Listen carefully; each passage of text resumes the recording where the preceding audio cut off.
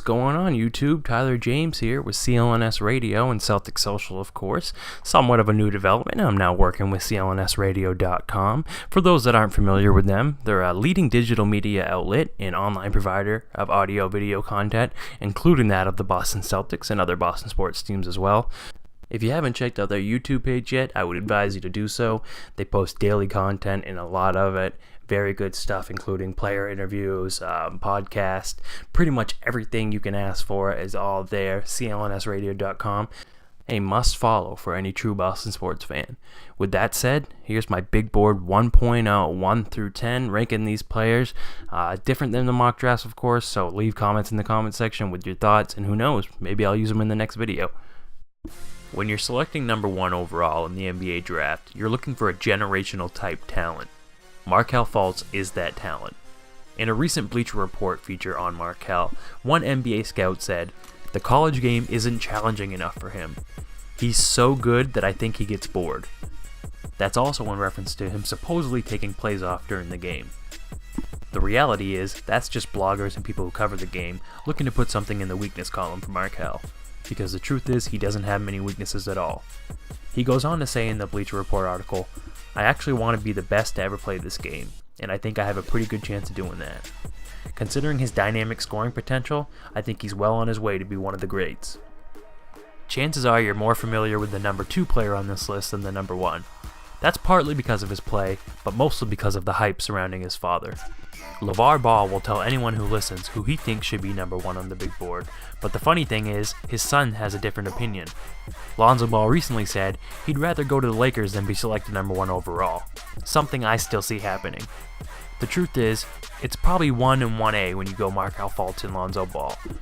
A lot will depend if that team's looking for a more distributing type point guard, or a guard that can play the 1 and the 2 and is more of a scorer. The truth is, we probably won't know who the number 1 overall selection is until the NBA draft rolls around in late June. However, either way you go with this argument, I think both players are going to have a long and successful career in the NBA.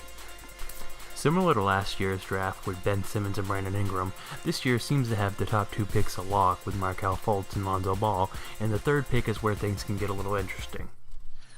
Many have Josh Jackson in this number 3 spot, but personally, I've been on the Jason Tatum bandwagon for a while and I'm not jumping off now. Especially because he started off his season at Duke a little slow, but came on late and had a strong end to the season. The NBA really does cater to its scorers, and someone like Jason Tatum, who already has elite NBA moves, will be the perfect centerpiece to one lucky NBA franchise. One thing that continues to be said about this year's draft is how deep it is.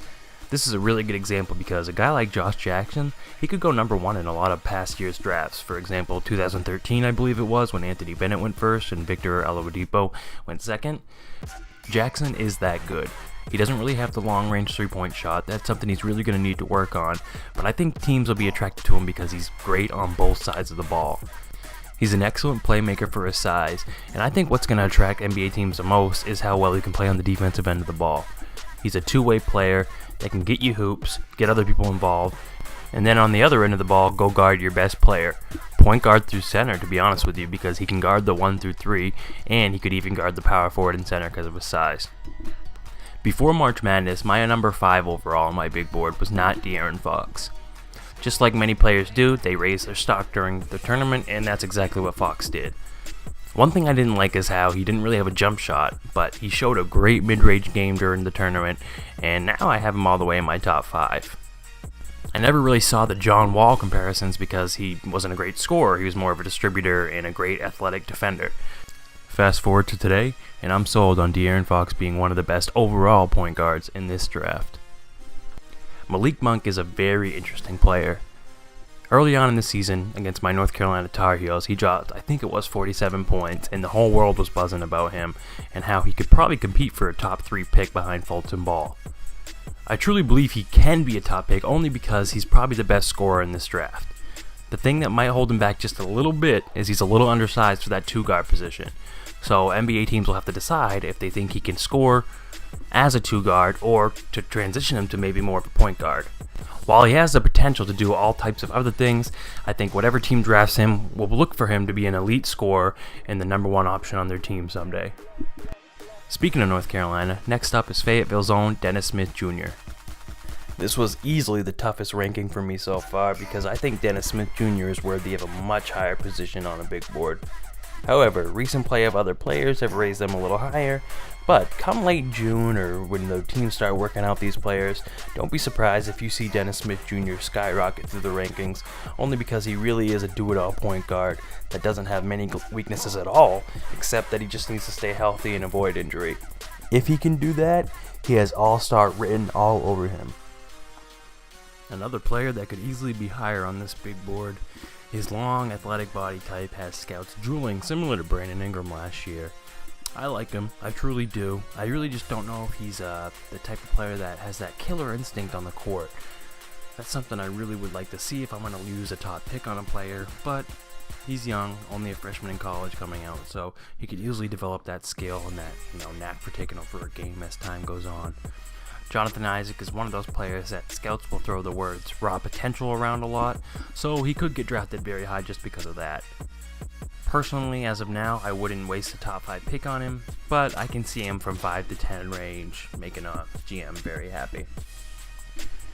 At number 9, we finally have our first official big man coming off the board, or going on to the big board, I should say, Lauri Markkanen. He's not your prototypical big man as far as guarding the hoop and contesting shots, but he is a stretch big, similar to those that you see in the NBA today that are very valuable. And teams really do need him these days, stretch out the floor. They want their big man to be able to get in there and rebound, but also get in the corners and help the guards spread out the floor so they can drive to the hoop and dish. Lauri Markkanen is a solid player. He gets compared to maybe a poor man's Dirk Nowitzki would be the best comparison, but I definitely see him being a great addition to any team that just needs to spread the floor a little bit. The final spot on this big board, number 10, goes to Myles Bridges out of Michigan State. There are some honorable mentions that could really go in this spot too. Guys like TJ Leaf, Bam Adebayo, Von Rabb, Justin Jackson, who just led North Carolina to a championship. But I like Bridges here. His athleticism really could impress some teams, especially during NBA draft workouts, so it could be a name that really rises through the boards. Right now, number 10 is a good spot for him, even though he was injured most of the season, but I could definitely see NBA scouts and GMs falling in love with this kid during his individual workouts. That's it, guys. Another video down.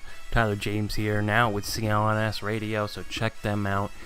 Be on the lookout for my next video. I'm actually going to compare current players in this draft to current NBA players, who they compare mostly to, something a lot of people have requested, so that should be the next, along with my mock draft 3.0 and some other comparison videos and individual prospect breakdowns.